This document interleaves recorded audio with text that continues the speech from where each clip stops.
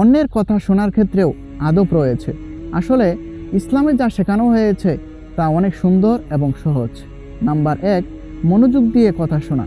রাসূল করিম সাল্লাল্লাহু আলাইহি ওয়াসাল্লাম সাহাবীদের দিকে মনোযোগ দিয়ে কথা শুনতেন। নাম্বার 2, সমতা ও শ্রদ্ধা। ধনী বা গরিব সবার কথা শুনতে শিষ্টাচার বজায় রাখা উচিত। নাম্বার 3, অপরের কথার সম্মান করা, কাউকে অসম্মান না করা। কথা শোনার সময়ে বিরক্তি বা আক্রমণাত্মক আচরণ না করা।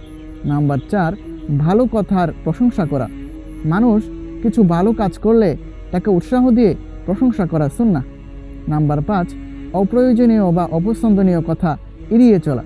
দিনের প্রতি সতর্কতা রেখে অপছন্দনীয় কথা এড়িয়ে চলাই উত্তম। ইসলাম খুবই সহজ এবং সুন্দর। শুধু দৃষ্টি রাখুন, শ্রদ্ধা দেখান এবং ভালো কাজকে উৎসাহ দিন। আজ থেকেই শুরু করুন, ইনশাআল্লাহ আপনার আচরণে বরকত আসবে।